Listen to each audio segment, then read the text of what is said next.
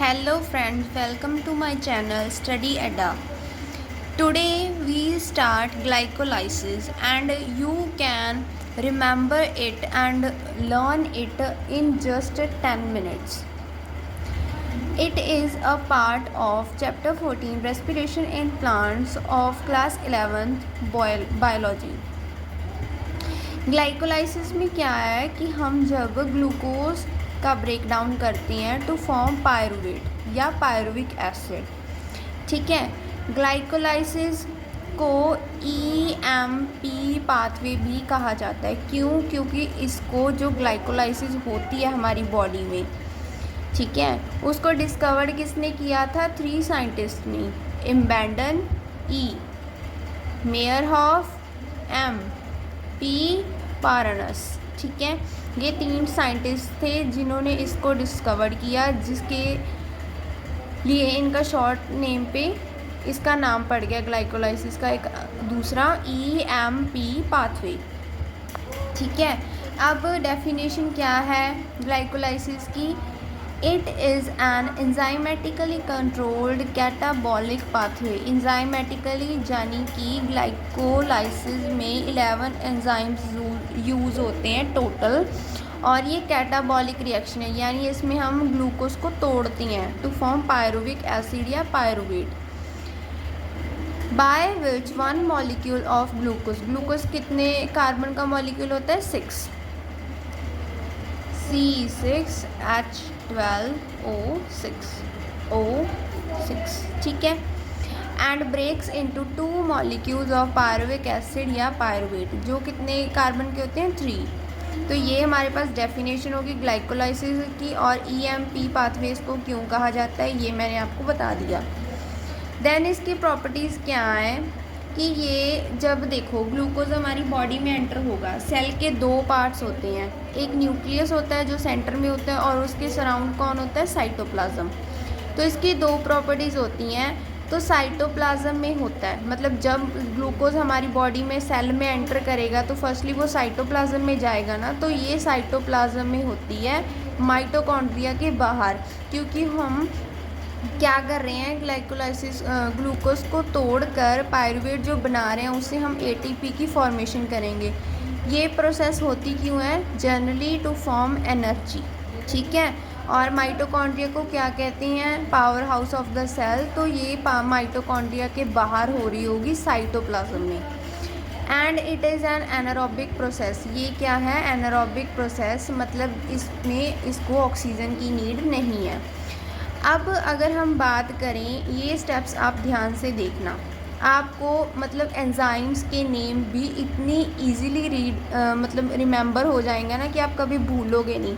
इसको जस्ट ऐसे एक टेबुलर फॉर्म की तरह याद करना, मतलब फ़्लो चार्ट की फॉर्म की तरह याद करना, आपको देखना 10 मिनटों में ये लर्न हो जाएगा, ठीक है।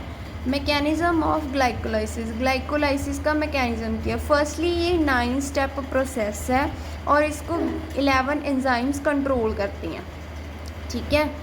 ये क्या है? 9 step process and 11 enzymes controlled इसको 11 एंजाइम्स कंट्रोल करते हैं। फर्स्ट स्टेप क्या है हमारे पास? फॉस्फोराइलेशन। फॉस्फोराइलेशन में क्या है कि जब फॉस्फेट की एडिशन करते हैं हम ग्लूकोज के मॉलिक्यूल के साथ, जो हमारे पास ग्लूकोज का मॉलिक्यूल है, बेसिकली हम इसमें ग्लूकोज को तोड़ रहे हैं, ठीक है। जो हमारे पास ग्लूकोज का मॉलिक्यूल है, जब हम उस पर फॉस्फेट की एडिशन करते हैं, ठीक है, तो वो फर्स्ट स्टेप है हमारे पास फॉस्फोराइलेशन। अब फॉस्फेट ग्रुप है जो, उसकी एडिशन क्यों इम्पॉर्टेंट है ग्लूकोज में? सपोज आपके सेल में ग्लूकोज एंटर कर गया, अब आप ये तो नहीं चाहते कि वो आपके सेल को लीव कर जाए, ठीक है। इसीलिए ग्लूकोज को उस सेल के साइटोप्लाज्म में लॉक करने के लिए हम फॉस्फेट ग्रुप की एडिशन करते हैं ग्लूकोज के साथ, ठीक है। और जब भी फॉस्फोराइलेशन, मतलब जब भी ये प्रोसेस में ये बात आ जाए ना कि हमने एडिशन करनी है फॉस्फेट की, तो हमेशा एंजाइम कौन सा यूज़ होएगा? काइनेज, ठीक है। कौन सा एंजाइम यूज़ होएगा? काइनेज। अब जो एडिशन होगी फॉस्फेट की, फॉस्फेट ग्रुप आएगा भी कहाँ से? तो फॉस्फेट ग्रुप हम यहाँ पे किससे लेंगे? ATP से। जब हमने ATP से फॉस्फेट ग्रुप एक फॉस्फेट ले लिया, बेसिकली ATP की फुल फॉर्म क्या होती है? एडिनोसाइन ट्राई फॉस्फेट, मतलब 3 फॉस्फेट ऐड है, ठीक है।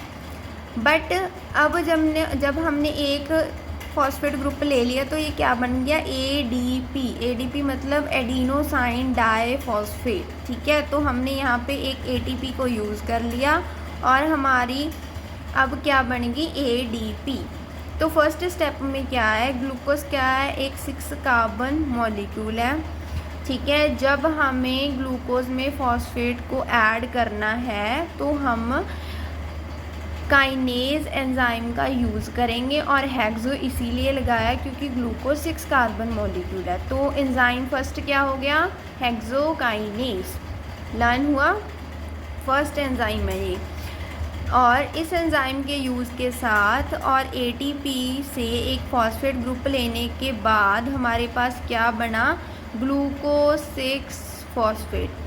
6 क्यों लगाया? क्योंकि ग्लूकोज की 6th कार्बन पे फॉस्फेट ग्रुप अटैच हुआ है और यहाँ पे हमने एक ATP यूज़ कर ली फर्स्ट स्टेप में, ठीक है। Now move on to the next step. Next step क्या है? आइसोमराइजेशन। आइसोमराइजेशन में क्या होगा? ये हमारे पास बना था प्रोडक्ट ग्लूकोज 6 फॉस्फेट, ठीक है। अब यही हमने यहाँ पे लिया ग्लूकोज 6 फॉस्फेट। अभी ये टूटा तो नहीं है ना, तो ये 6 कार्बन मॉलिक्यूल है। अब आइसोमराइजेशन में मतलब क्या है कि हमें ग्लूकोज का आइसोमर फ्रक्टोज बनाना है, ठीक है। और इसमें एंजाइम कौन सा यूज़ होगा? आइसोमरेज, ठीक है। आइसोमराइजेशन में कौन सा एंजाइम यूज़ होगा? आइसोमरेज। ये आपको लर्न करना है। और जो इस एंजाइम के आगे वाला नाम है वो सबस्ट्रेट का ही उठा लेते हैं ये, ठीक है। तो पहले हम क्या लिखेंगे? Phospho, then ग्लूको isomerase, phospho ग्लूको isomerase. ये हमारे पास सेकंड एंजाइम हो गया। इसमें हमने आइसोमर बनाया ग्लूकोज का, जो क्या है? फ्रक्टोज। फ्रक्टोज 6 फॉस्फेट, ठीक है। फ्रक्टोज के भी 6th कार्बन पे फॉस्फेट ग्रुप अटैच है। ये भी क्या हो गया हमारे पास? 6 carbon molecule. Second step complete.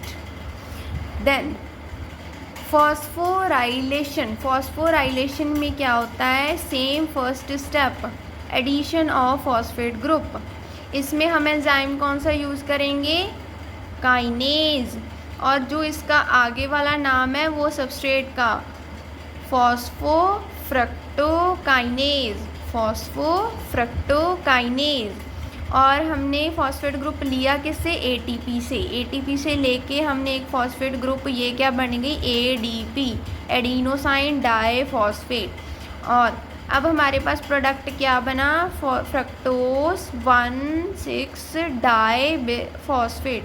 Die भी ले सकते हो, बिस भी ले सकते हो। Fructose 1,6 diphosphate.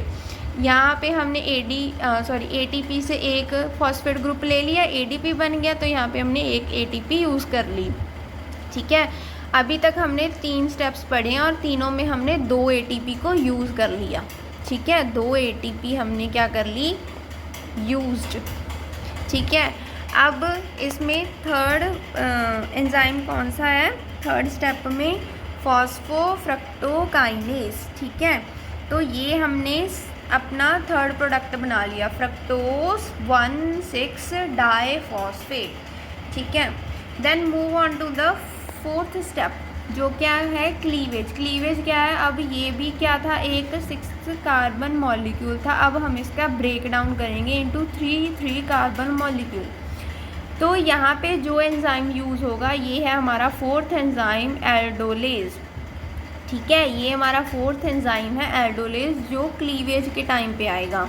और इसका आगे का नाम हमारा सबस्ट्रेट का नाम होगा fructose diphosphate aldolase, fructose diphosphate aldolase.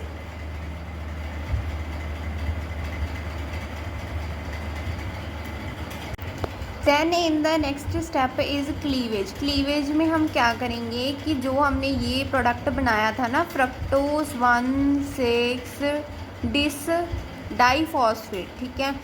अब हम यहाँ पे एंजाइम कौन सा यूज़ करेंगे, क्लीवेज के टाइम कौन सा एंजाइम आएगा, 4th एंजाइम एल्डोलेज, और इसका आगे का नाम क्या होगा, फ्रक्टोज डाइफॉस्फेट एल्डोलेज। ये हो गया हमारे पास 4th एंजाइम। अब हमारे पास 2 प्रोडक्ट बने 3 कार्बन वाले, DHAP एंड 3PGAL। DHAP क्या होगा, di hydroxy acetone phosphate. 3PGAL क्या होगा, ग्लिसर एल्डिहाइड 3 फॉस्फेट। GAL की फुल फॉर्म क्या है, ग्लिसर एल्डिहाइड। 3rd कार्बन पे क्या लगा है, फॉस्फेट। ये भी एक 3 कार्बन मॉलिक्यूल है और ये भी एक 3 कार्बन मॉलिक्यूल है। अब ये दोनों एक दूसरे में क्या है, कन्वर्टेबल है। ये इसमें भी हो सकता है कन्वर्ट, ये इसमें भी कन्वर्ट हो सकता है। अब जो हमारे पास 5th to 9 तक जो स्टेप है वो हमारे पास डबल रिएक्शन चलेगी, क्योंकि हम इन दोनों में से कोई भी एक ले सकते हैं, बट रिएक्शन साइमल्टेनियसली दोनों साइड होगी, ठीक है। तो फॉर एग्जांपल हमने 3PGAL ले लिया, 2x हमने इसीलिए लिखा है क्योंकि ये रिएक्शन इधर भी चल रही है और इधर भी चल रही है, मतलब साइमल्टेनियसली दोनों साइड्स चल रही है, ठीक है। तो हम 2 सबके आगे लिखेंगे। और हमने क्या प्रोडक्ट ले लिया अपना, 3PGAL। नेक्स्ट ये क्या है, एक 3 carbon molecule. Next 5th step हमारे पास है फॉस्फोराइलेशन एंड डीहाइड्रोजिनेशन। फॉस्फोराइलेशन मतलब addition of phosphate group, dehydrogenation मतलब रिमूवल ऑफ हाइड्रोजन, ठीक है। अब जब 3PGAL यानी ग्लिसरल्डिहाइड 3 फॉस्फेट में जब हम एक फॉस्फेट और ग्रुप ऐड करेंगे तो हमारे पास, और जब हम हाइड्रोजन को रिमूव करेंगे तो हमारे पास जो 5th एंजाइम आएगा वो क्या आएगा, डीहाइड्रोजिनेज, और इसका आगे वाला नाम क्या बनेगा, ग्लिसरल्डिहाइड फॉस्फेट डीहाइड्रोजिनेज। अब हमें ATP बनानी है, ना कि ATP कंज्यूम करनी है। हमने पहले 1st to 3rd स्टेप में 2 ATP यूज़ कर ली। अब हमें ATP यूज़ नहीं करनी, हमें ATP बनानी है। तो हमने क्या किया, 5th स्टेप में जो हमारे फॉस्फेट ग्रुप है वो हमने फॉस्फोरिक एसिड से लिया। यहाँ पे मैंने 2 क्यों लिखा है, क्योंकि ये रिएक्शन डबल टाइम हो रही है, ठीक है, मतलब साइमल्टेनियसली इधर भी और इधर भी। तो यहाँ पे 2 फॉस्फेट ग्रुप ले लिए हमने फॉस्फोरिक एसिड से, ठीक है। और जो रिमूवल ऑफ हाइड्रोजन, जो हाइड्रोजन रिमूव होगा, अगर हाइड्रोजन रिमूव हुआ तो उतने ही इलेक्ट्रॉन भी रिमूव होंगे टू बैलेंस, ठीक है। देन हमारे पास हाइड्रोजन को एक्सेप्ट करने के लिए क्या आ रहा है, NAD की फुल फॉर्म क्या है, निकोटिनामाइड एडेनाइन डाइन्यूक्लियोटाइड, ठीक है। ये हमारे पास फुल फॉर्म है NAD की। ये भी हमारे पास डबल टाइम है, क्योंकि हमें ये रिएक्शन डबल टाइम हो रही है। 2 हाइड्रोजन मॉलिक्यूल्स हमने रिमूव कर दिए, हाइड्रोजन एटम हमने रिमूव कर दिए, तो उनको एक्सेप्ट करके 2NADH हमारे पास बन गया, प्लस ये 2 हमने जो इलेक्ट्रॉन्स को रिमूव किया था, ठीक है। और हमारे पास प्रोडक्ट क्या बना, 2 डबल टाइम बना 1,3 बिस फॉस्फेट ग्लिसरेट, ठीक है, 1,3 बिस फॉस्फेट ग्लिसरेट। ये एक 3 कार्बन मॉलिक्यूल है जब हमने हाइड्रोजन को रिमूव कर दिया और फॉस्फोरिक एसिड फॉस्फोरस को ऐड कर दिया, ठीक है। ये हमारा हो गया 5th स्टेप। देन हमारे पास 6th स्टेप क्या है, डीफॉस्फोराइलेशन मतलब फॉस्फेट ग्रुप को रिमूव करना। इसमें जब हमारे पास फॉस्फेट की बात आई तो एंजाइम कौन सा आया, काइनेज, और इसमें हमने आगे वाला नाम क्या ले लिया, फॉस्फोग्लिसरेट काइनेज, फॉस्फोग्लिसरेट काइनेज। ये हमारे पास 6th क्या हुआ, एंजाइम। अब ये स्टेप डबल टाइम हो रही है, ठीक है। तो हमारे पास 2 फॉस्फेट ग्रुप रिमूव हुए और वो दो फॉस्फेट ग्रुप्स को एक्सेप्ट करने वाला कौन है, एडीपी। एडीपी भी कितने होंगे, 2। जब 2 एडीपी ने एक फॉस्फेट ग्रुप को एक्सेप्ट किया तो हमारे पास 2 एटीपी फॉर्म हुए। ठीक है, कितने एटीपी फॉर्म हुए, 2। क्योंकि ये रिएक्शन डबल टाइम हो रही है तो जो भी चीज़ें हम निकालेंगे या देंगे वो डबल टाइम ही होगा। ठीक है, और हमारे पास एंजाइम कौन सा है, फॉस्फोग्लिसरेट काइनेज। और अब हमारे पास प्रोडक्ट क्या रह गया, हमने ये प्रोडक्ट 2 टाइम बना है। ठीक है, क्यों, क्योंकि ये रिएक्शन इधर भी हो रही है इधर भी हो रही है, बट हमने एक ले लिया वो हमारा सबस्ट्रेट। ठीक है, हमने उसके आगे 2 लगा दिया, मतलब ये रिएक्शन डबल टाइम हो रही है। तो हमने इसमें से 2 फॉस्फेट को रिमूव करके 2 एटीपी बना ली और एंजाइम कौन सा यूज़ किया, फॉस्फोग्लिसरेट काइनेज। अब हमारे पास प्रोडक्ट क्या रह गया, 3 फॉस्फोग्लिसरेट। हमारे पास प्रोडक्ट क्या रह गया, 3 फॉस्फोग्लिसरेट। ये भी डबल टाइम बना है। ठीक है, ये हमारे पास हो गया 6th स्टेप। अब 7th स्टेप में हम क्या करेंगे, रीअरेंजमेंट। मतलब जो हमारा फॉस्फेट ग्रुप 3rd कार्बन पे लगा है उसे अब हम 2nd कार्बन पे लगाएंगे। ठीक है, तो हम रीअरेंजमेंट करेंगे और इसमें हमारे पास जो एंजाइम है वो कौन सा यूज़ होगा, म्यूटेस। ठीक है, ये एंजाइम हमारे पास यूज़ होगा, म्यूटेस। और इसका आगे का नाम क्या हो गया, फॉस्फोग्लिसरेट। फॉस्फोग्लिसरेट म्यूटेस, ये हमारे पास 7th एंजाइम हो गया। और अब हमारे पास रीअरेंजमेंट के बाद क्या बना, प्रोडक्ट 2 फॉस्फोग्लिसरेट। मतलब हमने 3rd कार्बन पे जो फॉस्फेट लगा था अब उसको 2nd कार्बन पे लगा दिया, 2 फॉस्फोग्लिसरेट। ठीक है, तो ये हमारे पास 3 कार्बन मॉलिक्यूल है और ये भी डबल टाइम बना है। नेक्स्ट, अब हमारे पास 8th स्टेप क्या है, डिहाइड्रेशन। डिहाइड्रेशन मतलब जो हमारे पास ये प्रोडक्ट बना है डबल टाइम 2 फॉस्फोग्लिसरेट, उसमें से वाटर का रिमूवल। अब वाटर भी 2 बार रिमूव होगा क्योंकि 2 बारी प्रोडक्ट बना है। रिमूवल ऑफ वाटर किस एंजाइम के साथ होगा, एनोलेज। एनोलेज एंजाइम यूज़ होगा यहाँ पे, ये है हमारा 8th एंजाइम। ठीक है, अब हमारे पास प्रोडक्ट उसके बाद क्या बना, 2 फॉस्फोइनोल पायरुवेट। 2 फॉस्फोइनोल पायरुवेट, ये क्या है, 3 कार्बन मॉलिक्यूल। ये भी क्या बना, डबल टाइम। ठीक है, अब हमारे पास लास्ट स्टेप क्या है, डीफॉस्फोराइलेशन। फॉस्फेट ग्रुप को रिमूव करना। अब इसमें क्या हमारे पास एंजाइम आएगा, काइनेज। और इसका नाम पूरा पायरुवेट काइनेज। पायरुवेट काइनेज, ये हमारे पास एंजाइम हो गया। देन अब ये प्रोडक्ट, ये वाला प्रोडक्ट डबल टाइम बना है तो डबल टाइम हमारे पास फॉस्फेट ग्रुप रिमूव होगा और उसको एक्सेप्ट कौन करेगा, एडीपी। एडीपी भी क्या करेगा, 2 एडीपी एक एक ग्रुप को एक्सेप्ट करेंगे जिससे हमारे पास क्या बनेगा, 2 एटीपी की फॉर्मेशन हो जाएगी। ठीक है, और हमारे पास एट लास्ट प्रोडक्ट क्या बनाना था हमने, पायरुवेट या पायरुविक एसिड, वो हमारे पास फॉर्म हो जाएगा डबल टाइम। और क्या होगा, 3 कार्बन मॉलिक्यूल। हमने कैटाबॉलिक रिएक्शन भी करवा दी, एंजाइमेटिक कंट्रोल भी है ये, और हमने सब कुछ देख लिया। ठीक है, अब एनर्जी बैलेंस चार्ट है। इसमें अब हम पढ़ेंगे कि हमने कितनी एटीपी फॉर्म की जब हमने एक ग्लूकोज मॉलिक्यूल को तोड़कर पायरुवेट, 2 मॉलिक्यूल पायरुवेट के बनाए। Stages of reaction, ATP used and ATP form.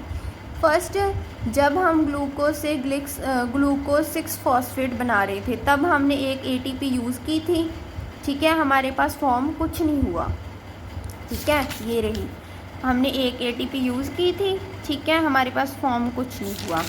Then जब हमने फ्रक्टोज 6 फॉस्फेट से फ्रक्टोज 1,6 बिस या डाईफॉस्फेट बनाया तब भी हमने एक एटीपी यूज़ की थी, हमारे पास फॉर्म कुछ नहीं हुआ। ये रहा। ठीक है, हमने एक एटीपी यूज़ की थी फ्रक्टोज 1,6 डाईफॉस्फेट, तब हमने एक एटीपी यूज़ की थी, हमारे पास फॉर्म कुछ नहीं हुआ। देन जब हमने फॉस्फेट ग्रुप को रिमूव किया था, ठीक है, 1,3 ग्लिसरिक डाईफॉस्फेट से जब हमने 3 ग्लिसरिक फॉस्फिक एसिड बनाया, ठीक है, तो हमने फॉस्फेट ग्रुप को डबल टाइम रिमूव किया, ठीक है। तो हमारे पास एटीपी कितने उसे एक्सेप्ट करने वाला कौन था, एडीपी, ये रहा, ठीक है। एक्सेप्ट करने वाला कौन था, एडीपी। 2 एडीपी ने एक ग्रुप को ले लिया तो हमारे पास 2 एटीपी फॉर्म हो गए, ठीक है। तो हमारे पास यहाँ पे 2 एटीपी फॉर्म हो गए। देन जब हमने फॉस्फोइनोल पायरुविक एसिड से पायरुविक एसिड बनाया तब भी हमने फॉस्फेट को रिमूव किया था, ठीक है। तो उसे एक्सेप्ट करने वाला कौन था, एडीपी। 2 एडीपी ने एक ग्रुप को एक्सेप्ट किया, हमारे पास क्या आया, 2 एटीपी फॉर्म, ठीक है। तो हमारे पास यहाँ पे भी क्या हो गए, 2 एटीपी फॉर्म हो गए। और जब ये वाली रिएक्शन हुई थी NADH वाली, ठीक है, तो यहाँ पे क्या हुआ था, जो ये रिएक्शन डबल टाइम हुई थी। और ये चीज़ है कि जब एक NADH से हमारे पास 3 ATP फॉर्म होते हैं और हमारे पास टोटल यहाँ पे कितने NADH फॉर्म हुए, 2। तो अगर 1 से 3 होते हैं तो 2 से कितने होंगे, 6, ठीक है। अब हमारे पास अगर हम टोटल करें तो हमारे पास क्या आंसर आएगा, टोटल में ATP यूज़ कितने की हमने, 2, और हमने फॉर्म कितनी कर ली, 2 + 2 4 + 6 10। एक ग्लूकोज मॉलिक्यूल को जब हमने 2 पायरुविक एसिड या पायरुवेट मॉलिक्यूल्स में तोड़ा तो हमारे पास 10 ATP की फॉर्मेशन हुई, ठीक है। तो ये सारा प्रोसेस क्या था हमारे पास, ग्लाइकोलाइसिस का। आप इसको बहुत इजीली लर्न कर सकते हो, एंजाइम्स भी इतने इजीली लर्न हो जाएंगे और प्रोडक्ट्स भी इतने इजीली बनने लग जाएंगे। बस आप इसको जस्ट 20 मिनट्स दे देना, आपके ये full table flow chart learn हो जाएगा, फिर आप इसको करके देखना। Thanks for watching my video. If you like, please subscribe my channel and share.